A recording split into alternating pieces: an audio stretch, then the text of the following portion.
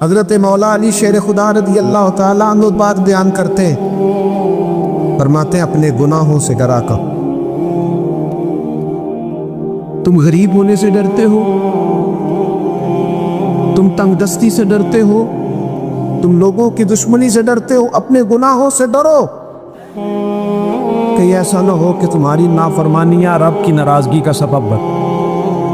میرے نبی پاک صلی اللہ تعالیٰ علیہ وسلم کا انداز کچھ اس طرح کا ہے کہ امام بیہقی نے لکھا ہے، حضرت بشیر بن عقبہ رضی اللہ تعالیٰ عنہ کہتے ہیں میرے والد انتقال کر گئے تھے اور میں ایک جگہ پہ بیٹھ کر رو رہا تھا کہ نبی پاک صلی اللہ تعالیٰ علیہ وسلم میرے قریب سے گزرے، کیوں روتے ہو؟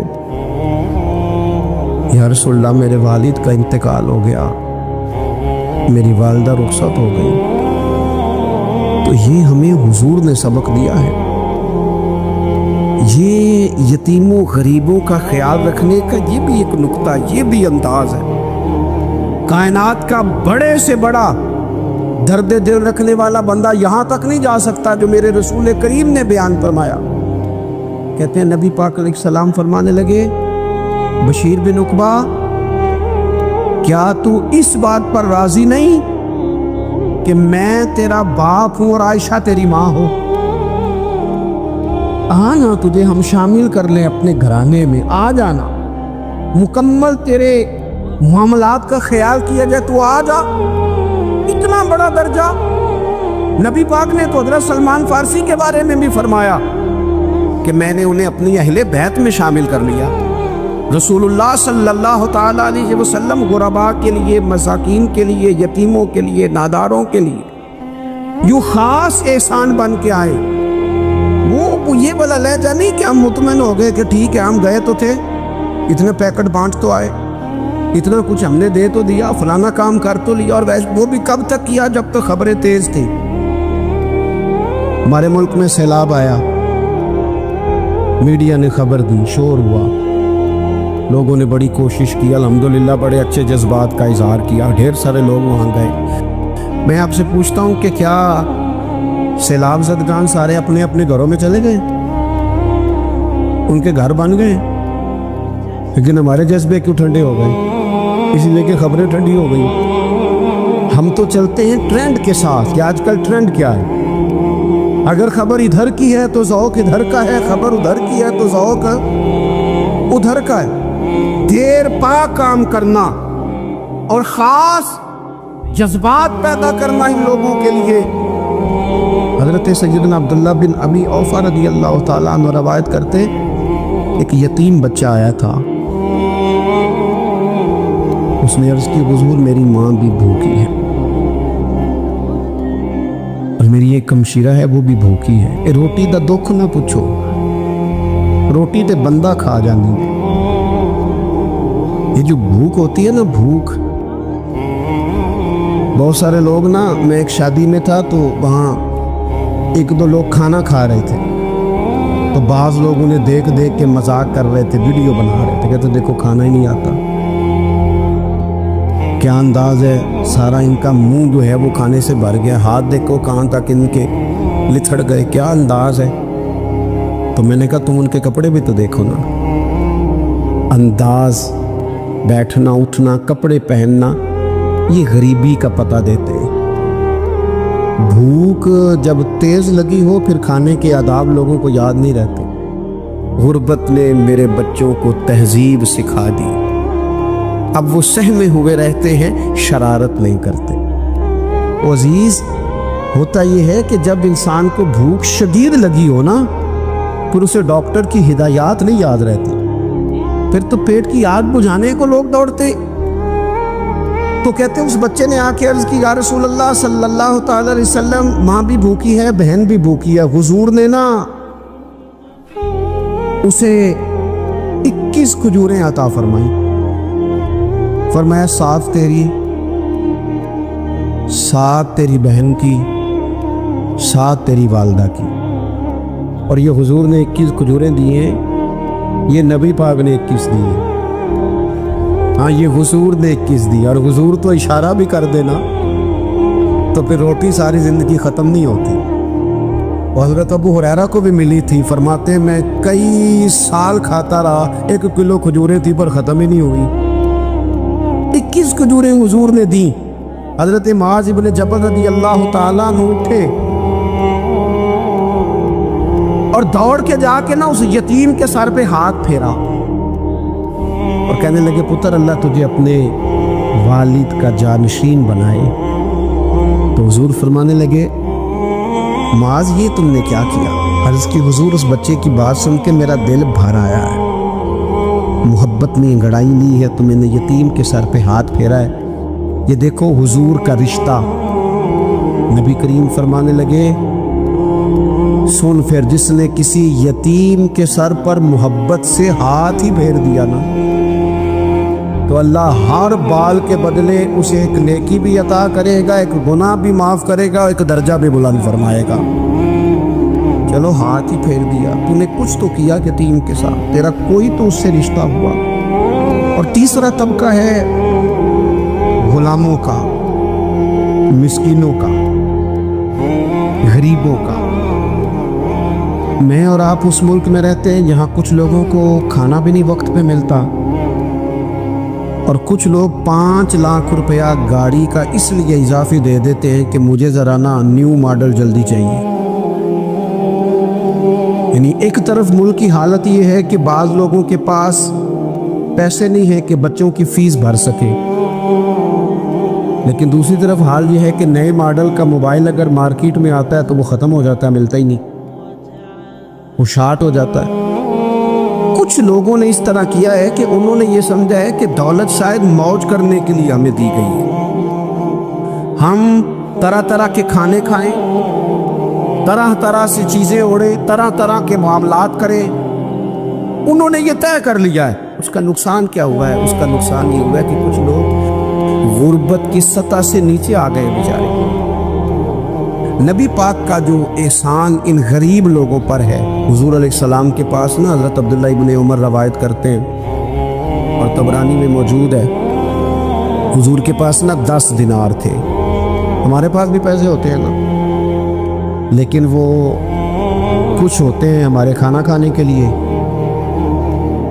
कुछ होते हैं आइसक्रीम खाने के लिए, कुछ इसलिए होते हैं कि आज मेरी मर्जी दा नहीं पका। लिहाजा मैंने, हमारे एक दोस्त हैं, वो कहते हैं कि आजकल ये माहौल बन गया है कि बच्चे अगर कहते हैं ना खाना मेरी मर्जी का नहीं, तो अम्मा कहती है जा तो बर्गर खा ले। कहते हमारे दौर में यूँ नहीं होता था। अगर हम कहते थे ना खाना मेरी मर्जी का नहीं, तो फिर हमें डबल चीज़ खाने को मिलती थी, एक मार भी खाना पड़ती थी और वो खाना भी खाना पड़ता था। और फिर कुछ पैसा लोगों ने सिर्फ इसलिए संभाल के रखा हुआ है कि जो इजाफी चीज़ें हैं ना, इजाफी, मेरा वैसे तजर्बा नहीं है और ना मैंने ज़्यादा गहराई से देखा है, बस मुझे बताया गया है, और पता नहीं अब बात दुरुस्त है कि नहीं, मुझे बताया गया है कि पहले लड़कियां ब्यूटी पार्लर जाती थी, अब सुना लड़के भी जाते हैं। अब खुदा जाने ये बात सच है कि गलत है। ये जो इजाफी अखराजात है ना, ये अगर हम थोड़े समेट लें, यानी मौला अली शेर खुदा करमल्लाहु ताला वजहुल करीम मजदूरी करके निकले तो 2 किलो खजूरें थी। हुजूर बस फरमाने लगे 1 किलो मेरे बच्चे खाएंगे और किलो मदीने के गरीब बच्चे खाएंगे। यानी कुल 2 किलो ज़ाहिरी तौर पर खजूरें हैं, उसमें भी दूसरों का हिस्सा। हमारे पास जो माल आता है, अगर थोड़ा सा ना हम उसे ये ना समझ लें कि मेरा ही हक है, किसी को इसमें से एक लुकमा भी नहीं मिलना चाहिए। अगर हम थोड़ा सा ना दिल कुशादा करें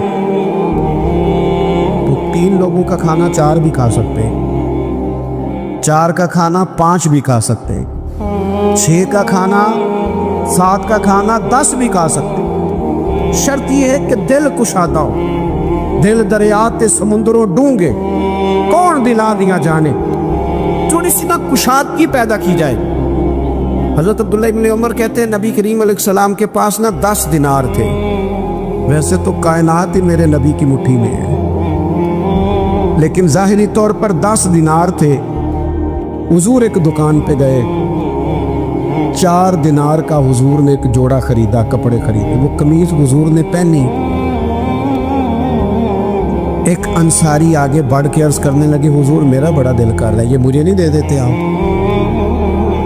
تو حضور خوش ہو گئے، یہ میرے محبوب کا دروازہ ہے کہ جب کوئی مانگتا ہے تو حضور خوش ہو جاتے ہیں۔ نبی کریم سے مانگا اس شخص نے تو حضور خوش ہو گئے، اور محبوب نے وہ کرتا وہ کپڑے اتار کے اس انصاری کو عطا کر دی، اور 4 دینار کے اور خرید لیے، باقی بچے 2 دینار۔ نبی کریم وہ لے کے نکلے، رخصت ہوئے گھر جانے کے لیے، تو رستے میں خاتون کو روتے ہوئے دیکھا، حضور رک گئے، فرمایا کیوں رو رہی ہو؟ عرض کرنے لگی یا رسول اللہ صلی اللہ تعالی علیہ وسلم میں فلاں آدمی کی کنیز ہوں، نوکرانی ہوں، اس نے آٹا لینے بھیجا تھا 2 دینار کا، وہ 2 دینار گم ہو گئے، حضور نے 2 دینار اسے عطا کر دی۔ وہ دیے تو پھر رو رہی تھی، فرمایا اب کیوں روتی ہو؟ کہنے لگی یا رسول اللہ ڈرتی ہوں دیر بڑی ہو گئی، مار ہی نہ پڑے۔ تو حضور نے فرمایا چل نہ، میں تیرے ساتھ چلتا ہوں۔ حضور ان کے گھر گئے، وہ اہل ایمان کا گھر تھا جن کی وہ کنیز تھی، جا کے کہا السلام علیکم، اندر سے جواب ہی نہیں آیا، پھر فرمایا السلام علیکم، کوئی جواب ہی نہیں آیا۔ محبوب کا طریقہ مبارکہ تھا 3 دفعہ دستک، پھر واپسی، تیسری دفعہ کہا السلام علیکم تو وہ سارے بول پڑے وعلیکم السلام یا رسول اللہ، حضور ماں باپ قربان۔ حضور فرمانے لگے میں نے پہلے بھی 2 دفعہ سلام لیا، بولا کوئی نہیں، کہ یا رسول اللہ اپنے نصیب تھے نا کہ ہم پہ سلامتیاں بھیج کون رہا ہے، ہم نے سوچا ذرا 3 دفعہ مل جائے سلامتی، ذرا مل جائے نا، حضور سلامتی بھیج رہے تو آتی رہے نا۔ محبوب کریم علیہ السلام فرمانے لگے یہ تمہاری کنیز وہاں کھڑی رو رہی تھی، اس بیچاری کے 2 دینار گم ہو گئے تھے، اسے دوبارہ سامان لاتے کچھ دیر ہو گئی، اس پر سختی نہ کرنا، مارنا نہ۔ غلام کہنے لگے حضور اس خاتون کے قربان جائیں جو ہمارے کریم رسول کو ہم جیسے غریبوں کے گھر تک لے آئی ہے، مارنا کیا، ہم اسے آزاد کرتے ہیں۔ حضور علیہ السلام کے صحابہ بڑے حساس تھے، حضرت حنظلہ رضی اللہ تعالیٰ عنہ نہ روتے ہوئے جناب صدیق اکبر رضی اللہ تعالیٰ عنہ سے ملے اور رو کے عرض کرنے لگے حنظلہ تو منافق ہو گیا۔ حضرت صدیق اکبر رضی اللہ تعالیٰ عنہ فرمانے لگے حنظلہ کیا ہوا، کس قسم کی بات کر رہے ہو؟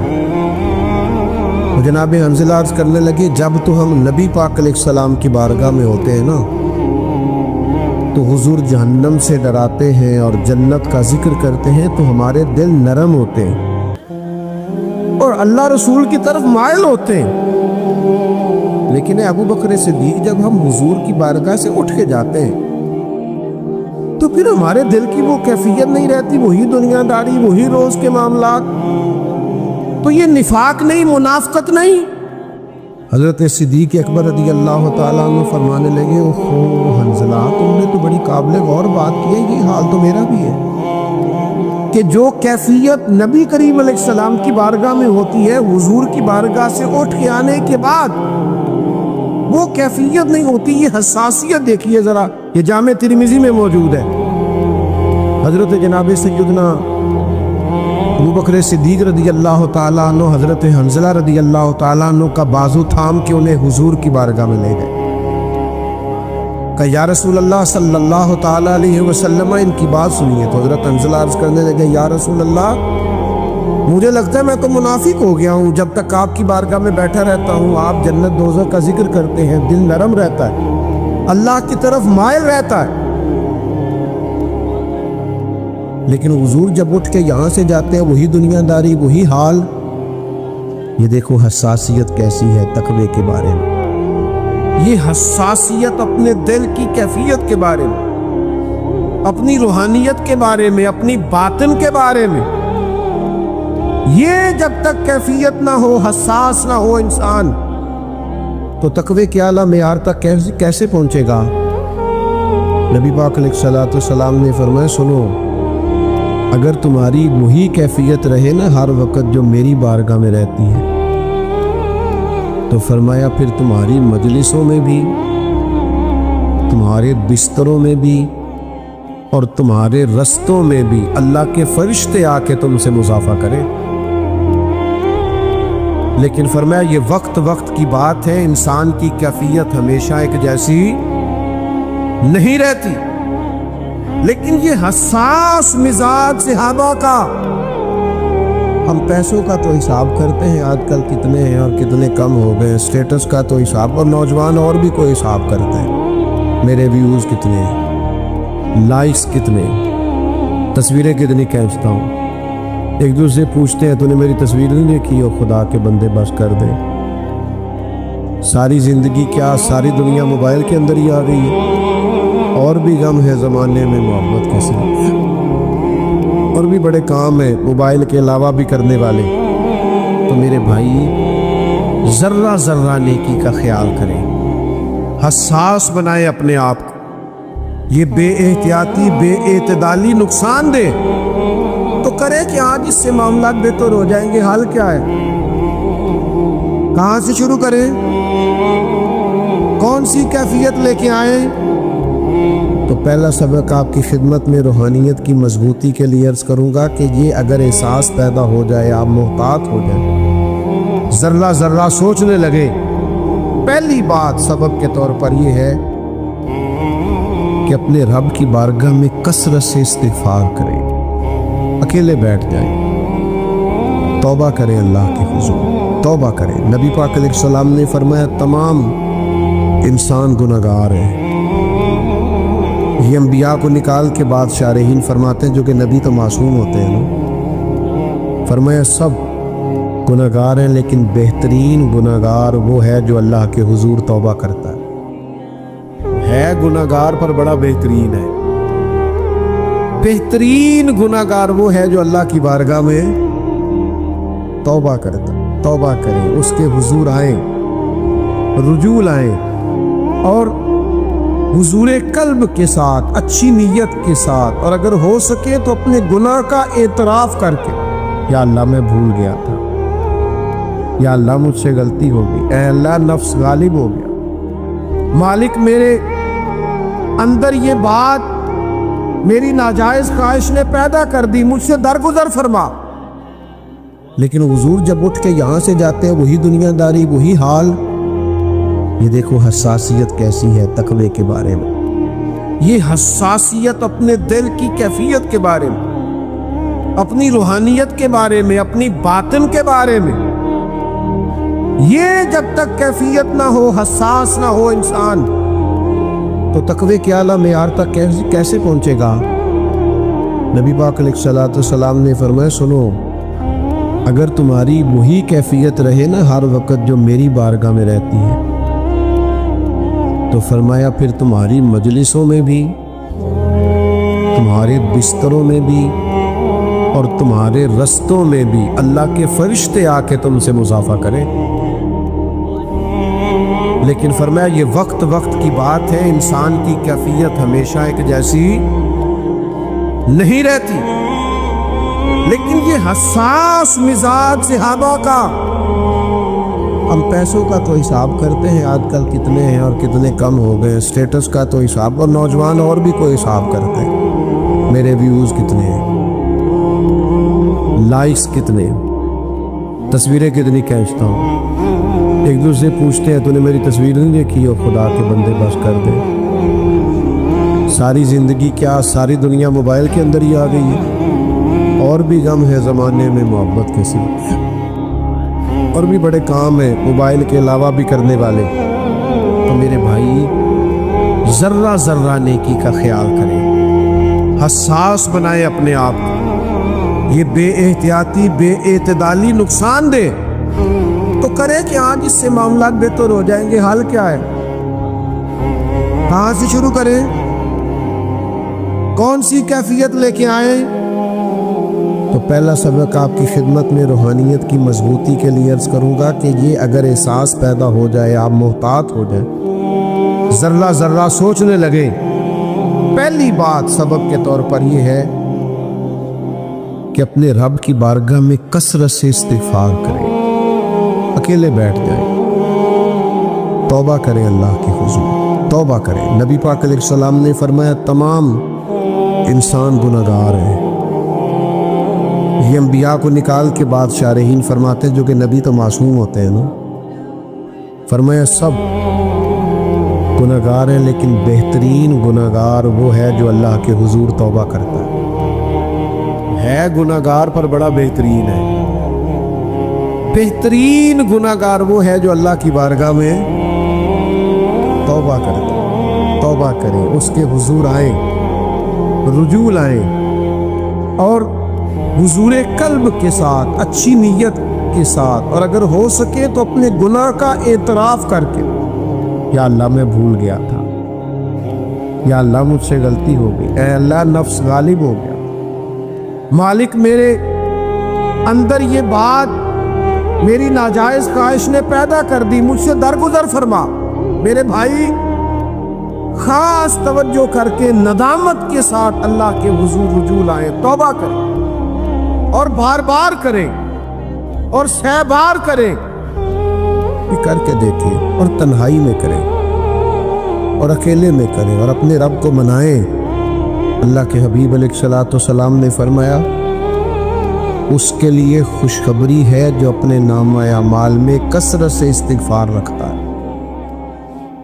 जो ज्यादा इस्तिगफार पढ़े उसके लिए खुशखबरी है। ज्यादा से ज्यादा मुसल्ले पे बैठा करे, अल्लाह से माफ़ी मांगा करे। हमारा ना बहुत सारा वक्त शुगल में गुजर जाता है। अब तो नेकी बदी के मामले में भी हम मजाक करते हैं। लोग कह रहे होते हैं अगर फलाना तबका बख्शा गया तो मैं नहीं पीछे रहता, फलानों को माफ़ी हो गई तो हम तो फिर गए। ओ भाई, किस तरह की बातें। मोमिन का ये लबो लहजा नहीं, मोमिन तो अपने रब से डरता है, वो तो हर वक्त उसके हुजूर आजिज़ी लाता है। और फिर दूसरी बात ये कि हमसे गुनाह हो जाते हैं, हम अल्लाह के आजिज़ बंदे हैं, नफ्स गालिब आता है, कई जगह ना चाहते हुए भी, दानिस्ता भी और ना दानिस्ता भी बहुत सारी कमज़ोरियां हो जाती। करने का काम यह है कि हम कभी मायूस ना हो, जब भी गलती हो तो फिर एहसास पैदा हो, जब एहसास पैदा हो तो अपने रब की तरफ रुजू लाएं। मालिक करीम का बाब रहमत हर वक्त खुला है, उसके दरवाज़ा करम से हर वक्त बख्शिश की खैरात मिलती है, दरगुजर की सौगात मिलती है, वो अपने बंदों को माफ़ करता। एक हदीस ऐसी है जो मुझे बड़ा जवान करती है, मेरे दिल को बड़ा ठंडा करती है। और भी बहुत सारी रिवायात हैं, उनमें से ये भी जो तबीयत के अंदर बड़ा एक ख़ास किस्म का शौक़ और वलवला पैदा करती है। ये मुस्नद इमाम अहमद बिन हंबल में मौजूद है। हुजूर अलैहिस्सलाम फरमाते हैं, वो जब शैतान ने सजदा न किया जनाब आदम को तो अल्लाह तबारक व तआला ने शैतान को निकाल दिया। तो शैतान ने ना वहाँ एक बात की, वो कहने लगा, ए मेरे मालिक, जब तक तेरे बंदों के जिस्मों में रूह रहेगी ना, मैं उन्हें गुमराह करता रहूँ। यानी बंदे के मरने तक, सांस टूटने तक, जब तक उसके वजूद में रूह रहेगी मैं गुमराह करता रहूँगा। मालिक की रहमत पे हमारी औलादे कुर्बान, हमारे माँ बाप कुर्बान, उसके अंदाज़े करम पर हमारी सारी इज्जतें कुर्बान। नबी करीम अलैहिस्सलाम फरमाते हैं, जब शैतान ने कहा ना कि जब तक इनके जिस्मों में रूह रहेगी मैं इन्हें गुमराह करता रहूँगा, तो हुजूर फरमाते, रब करीम ने फरमाया, सोनो लाइन, फिर मुझे भी मेरी इज्जत और जलाल की कसम, ये जब तक मुझसे माफ़ी मांगते रहेंगे मैं इन्हें माफ़ करता रहूँगा। फरमाया, मैं इन्हें माफ़ करता रहूँगा, जब जब ये माफ़ी मांगेंगे ना, ये आएंगे, चंद आंसू आएंगे, रब माफ़ फरमा देगा। इस यहाँ से कभी हमने किनारा न किया, पर तूने भी तो दिल आजुर्दा हमारा न किया। माज़अल्लाह हमने तो जहन्नम की बहुत की तदबीर, पर मेरे मौला तेरी रहमत ने गवारा न किया, तेरे करम ने गवारा न किया। रहमत दा दरिया इलाही हर दम वगदा तेरा, बस जे एक कतरा बख्शे मैनू कम बढ़ जांदा ही मेरा। तो जब तक इस्तिगफार करेंगे अल्लाह फरमाता है मैं इन्हें माफ़, एक तो इस्तिगफार करना है, दूसरा ना सजदे ज़्यादा करने, रूहानी तरक्की के लिए। वअबुद रब्बका हत्ता यातियकल यकीन, अल्लाह फरमाते हैं अपने रब की مرتے دم تک عبادت کرو، خوب سجدے، خوب عبادتیں، خوب توجہ، اپنے رب کے حضور خوب عاجزی، اس کی بارگاہ کی طرف خوب رجوع، یعنی بارشیں نہیں ہوتی تو نماز، زیادہ ہو جائے تو نماز، سورج گرہن لگ جائے تو نماز، کبھی کوئی کمزوری ہو گئی تو سجدہ، اللہ نعمت دے تو شکر کا سجدہ، کبھی غلطی ہو جائے تو رب کی بارگاہ میں معافی کے لیے سجدہ، سجدہ ہی سجدہ، عبادت ہی عبادت۔ میرے نبی پاک فرماتے ہیں جب تم اس کی بارگاہ میں سجدہ کرتے ہو نا تو تمہارے گناہ معاف کرتا ہے اور درجے بلند فرماتا ہے۔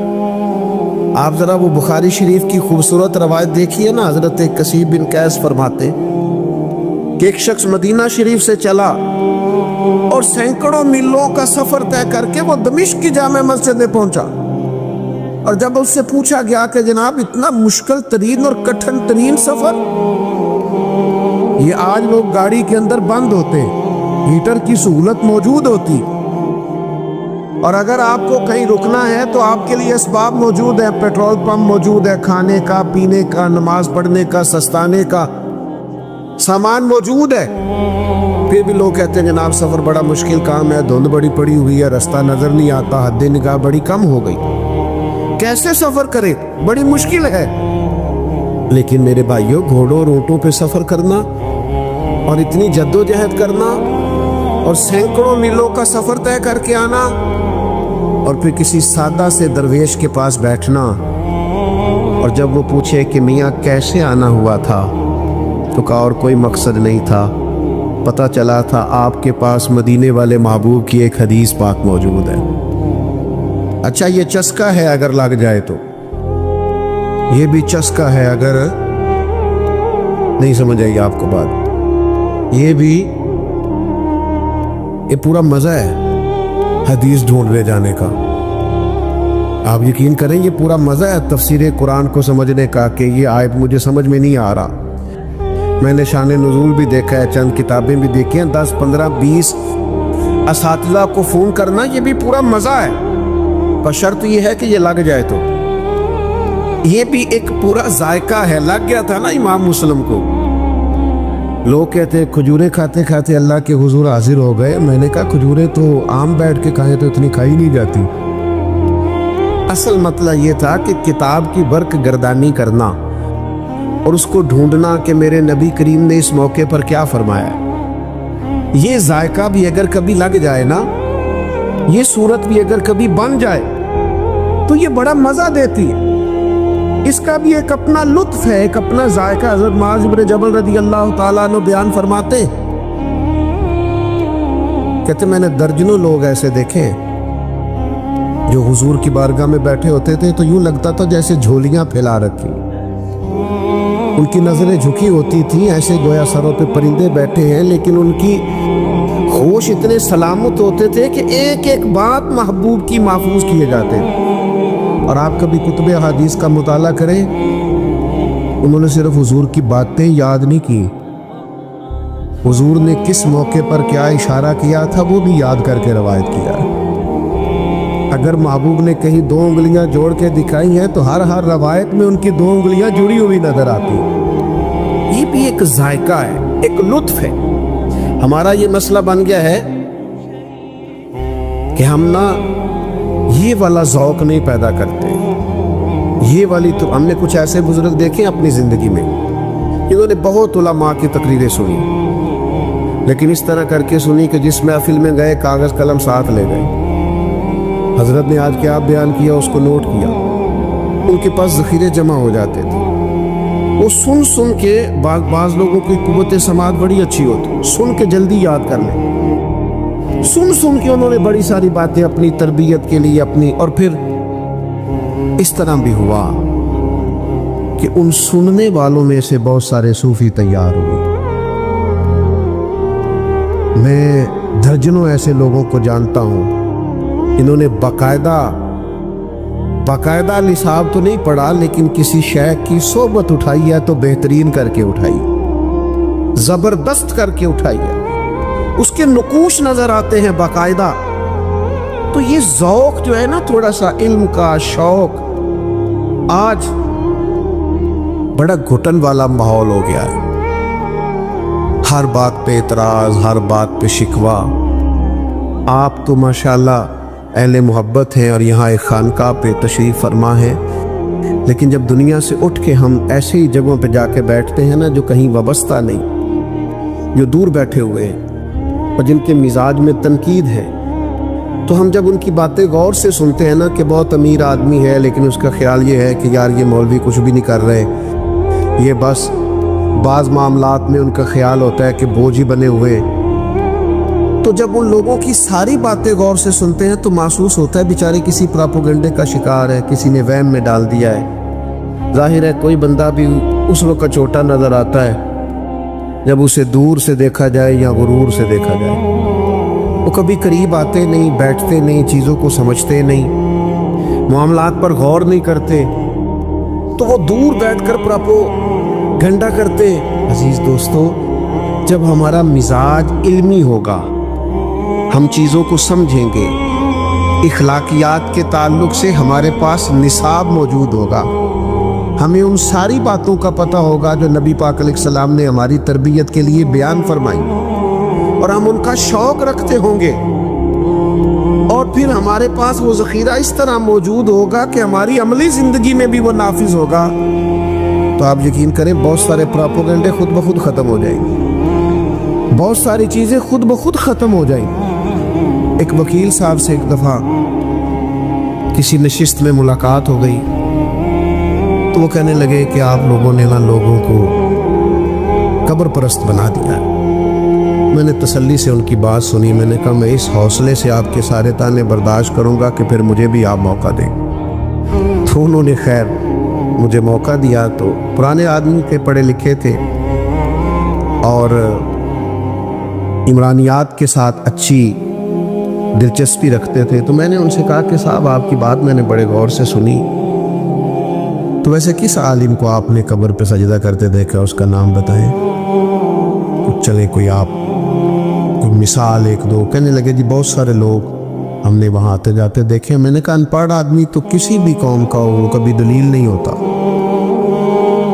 تو کبھی دلیل نہیں ہے نا. ان پڑھ آدمی نے کوئی غلطی کر لی تو آپ اسے دلیل بنائیں گے، وہ ہم سے ویسے بھی. اور پھر ابتلا سے حکم بھی نہیں بدلتا. میں بھی اگر کوئی غلطی کروں تو میری ذاتی غلطی ہے، ان کو میرے نظریے نے، میرے عقیدے نے، میری جماعت نے تھوڑی مجھ سے کہا ہے. ابتلا سے حکم تھوڑی بدلتے، تو ہو جاتا ہے.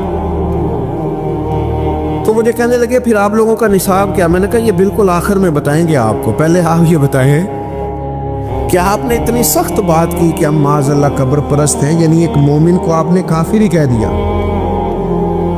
آپ کو بھی تو کوئی دلیل پیش کرنا چاہیے تھے نا اس پر. اتنی سخت بات آپ نے کی، آپ کو اس پر دلیل دینی چاہیے. خاموش ہو گئے. تو پھر میں نے ان سے کہا کہ آپ نصاب پڑھیے، ہمارے بزرگوں کو پڑھیے، اور آپ زیادہ نہیں تھوڑا پڑھیے. آپ جس نے کہیں کوئی خلاصہ آپ کو نظر آ جائے وہ پڑھیے. آپ اعلیٰ حضرت بریلوی کو نہیں پورا پڑھ سکتے تو پروفیسر ڈاکٹر مسعود احمد صاحب کو پڑھیے، جنہوں نے ان پہ لکھا ہے. ایک بزرگ تھے، اور کیا بزرگ تھے، وہ بھی کیا ہستی تھی. ان کی زیارت کرنے سے محسوس ہوتا تھا کہ کیا بات. اور کمال لکھا انہوں نے فاضل بریلوی پہ، اور لوگوں کو ریسرچ پہ لگایا. 20 لوگوں نے ان کی نگرانی میں پی ایچ ڈیز کے مقالہ جات لکھے. پام دام برسرے مطلب یہ یہاں کا عنوان نہیں. تو میں نے انہیں ایک حوالہ پیش کیا اعلیٰ حضرت رحمۃ اللہ علیہ کا، جس میں فاضل بریلوی کہتے ہیں کہ کسی بھی قبر پہ جاؤ تو 4 ہاتھ دور کھڑے ہو کے، مزار سے 4 ہاتھ. آپ کی توجہ ہے میری بات پر؟ مزار سے 4 ہاتھ. آپ یقین کریں سعادت مند آدمی تھے، اور میں یہاں باوضو حاضر ہوں. میں نے اس شخص کو جب کتاب دی تو میں نے اسے حیرت میں گم ہوتے دیکھا. کہنے لگا یہ مولانا احمد رضا نے لکھا ہے. میں نے کہا اس کو پڑھیے، 100 دفعہ پڑھیے. اب میں کوئی اس میں فاتحانہ ہاتھ کھڑے کر کے وہاں سے واپس نہیں آیا. میں نے اپنے دوستوں کو واپس آ کے یہ نہیں کہا کہ میری 2-3 ملاقاتیں ہوئیں، دیکھو بندہ، یہ میں نے نہیں کہا. بلکہ میں واپس آیا اور گاڑی میں بیٹھتے ہی میں اپنے دوستوں سے کہا آج مجھے احساس ہوا ہے اپنی سستی کا، آج مجھے احساس ہوا ہے اپنی کاہلی کا، آج مجھے احساس ہوا ہے کہ ہم کس قدر زیادہ ناکام ہوئے اس کام میں کہ ہم اپنے بزرگوں کی خاص باتیں بھی لوگوں تک پہنچا نہیں سکے۔ ہم کسی کو بتا ہی نہیں سکے کہ ہمارے بزرگوں نے کیا لکھا ہے، وہیں رہے اپنے 4-5 لوگوں میں مست، یہ پیغام دے ہی نہیں سکے۔ خدا کرے کہ ایسا ہو، خدا کرے کہ ایسا ہو کہ آپ حضرت فقیہ اعظم کو پڑھنے والے ہوں، اللہ کرے کہ ایسا ہو آپ اعلیٰ حضرت بریلوی کو پڑھنے والے ہوں۔ لیکن میں بڑی ذمہ داری سے کہتا ہوں، اتنی مشقتیں زندگی بھر جن لوگوں نے کی، ان سے خالص پیار رکھنے والوں نے بھی پیار تو کیا اور خالص کیا، لیکن جو اصل مشن تھا اس مشن پر چل نہیں سکے، توجہ نہیں کی، غور نہیں کی۔ آپ کے پاس تو ہر وقت کتابیں ہونی چاہیے تھی، ہر وقت کتابیں بٹنی چاہیے تھی، جتنی کتابیں آپ کے بزرگوں نے لکھی ہیں تو دور دور تک مثال ہی نہیں ملتی۔ تو یہ شوق جب پیدا ہوگا نا، مزاج علمی ہوگا، طبیعت سیکھنے کی ہوگی، زیادہ باتیں نہیں کرنی، بات کو سمیٹنا ہے۔ یہ بھی چسکا ہے، اگر کبھی لگ جائے نا سرکار کی حدیث پاک پڑھنے کا، سننے کا، یہ بھی حضرت عبداللہ ابن عباس کو حضور نے دعا دی تھی نا کہ اللہ تعالیٰ تجھے دین کی فقاہت عطا کرے، تو ان کو پتہ چلا کہ حضرت ابی بن کعب رضی اللہ تعالیٰ عنہ محبوب کی احادیث کا ذخیرہ رکھتے ہیں، تو پھر ان کے گھر جاتے تھے تو استاذ کے احترام کا یہ حال تھا کہ دستک نہیں دیتے تھے، ان کے دروازے پہ بیٹھ جاتے تھے اور فرماتے ہیں کبھی میں یوں بھی بیٹھتا کہ میں بیٹھا رہتا، اور پھر کبھی یوں بھی بیٹھتا کہ بیٹھے بیٹھے تھک جاتا، اور پھر میں اپنے امامے کا سرہانہ بنا کے ان کے دروازے کے کونے پہ ایک سائیڈ پہ لیٹ جاتا۔ ٹھنڈی ہوائیں جب مدینہ چوم کے گزرتی تو ریت میرے بالوں میں پڑ جاتی۔ فرماتی میرے استاد حضرت ابی بن کعب اپنی مرضی سے باہر آتے اور مجھے لیٹا ہوا دیکھتے تو میں ان کی آنکھوں میں آنسو بھی چمکتے دیکھتا، اور پھر وہ فرماتے ہو میرے نبی پاک کے چچا زاد مجھے بلا لیا ہوتا، میں آپ کے پاس آ جاتا، تو فرماتے نہیں آج شہزادہ بن کے نہیں آیا، شاگرد بن کے آیا۔ مجھے کچھ محبوب کی احادیث آپ سنا دیں، میں ان کو یاد کر لوں۔ میرے عزیزوں، یہ بھی ایک ذائقہ ہے۔